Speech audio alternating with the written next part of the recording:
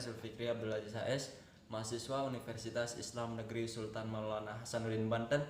Saya dari jurusan Perbankan Syariah dan saya sebagai salah satu peserta Koperta daring atau Koperta dari rumah. Di sini saya akan menjelaskan tentang modernisasi agama yang berjudul Keragaman dan Keberagaman Indonesia. Keragaman dan keberagaman Indonesia. Bagi bangsa Indonesia, keragaman diyakini sebagai takdir. Ia tidak diminta, melainkan pemberian Tuhan yang mencipta, bukan untuk ditawar, tapi untuk diterima. Indonesia adalah negara dengan keragaman etnis, suku, budaya, bahasa, dan agama yang nyaris tiada tandingannya di dunia. Selain 6 agama yang paling banyak dipeluk oleh masyarakat, ada ratusan bahkan ribuan suku, bahasa, dan aksara daerah, serta kepercayaan lokal di Indonesia. Meski agama yang paling banyak dipeluk dan dijadikan sebagai pedoman hidup oleh masyarakat Indonesia berjumlah 6 agama, yakni Islam, Kristen, Katolik, Hindu, Buddha, dan Konghucu. Namun keyakinan dan kepercayaan keagamaan sebagian masyarakat Indonesia tersebut juga diekspresikan dalam ratusan agama leluhur dan penghayat kepercayaan.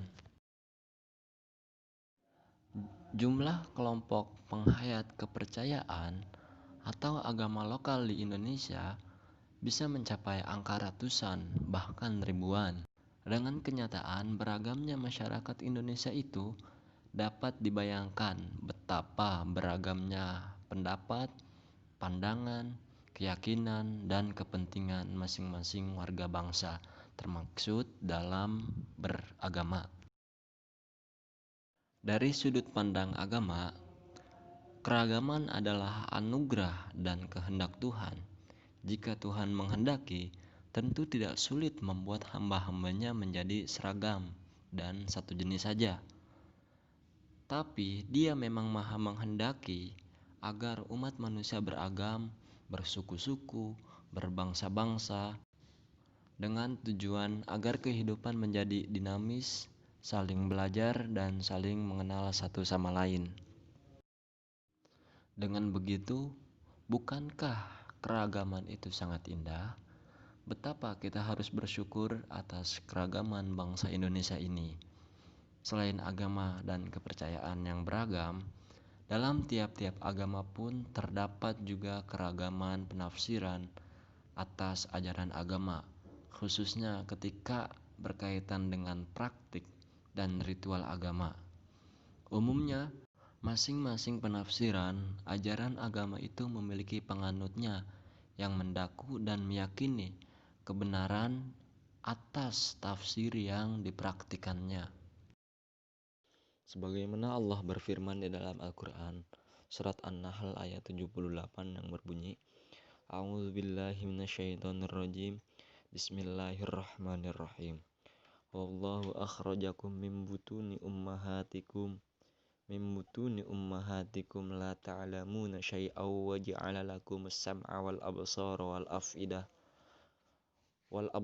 wal af'idata la'allakum tashkurun. Yang artinya, dan Allah mengeluarkan kamu dari perut ibumu dalam keadaan tidak mengetahui sesuatu pun, dan Dia memberi kamu pendengaran, penglihatan, dan hati agar kamu bersyukur. Itulah sebagai model yang harus dikembangkan agar mengerti, memahami, dan berpikir secara aktif bukan pasif. Bagi umat Islam, bukan hanya menerima modernisasi, melainkan secara aktif turut mengambil peran pimpinan di dalamnya. Harus aktif sebagai agent of moderation. Hanya itu saja yang bisa saya paparkan. Saya mengambil sumber dari buku Kementerian Agama Republik Indonesia tahun 2019. Apabila ada kata-kata atau tutur kata yang salah dan kurang berkenan, saya mohon maaf. Wallahul muwaffiq ila aqwamit thoriq. Wassalamualaikum warahmatullahi wabarakatuh.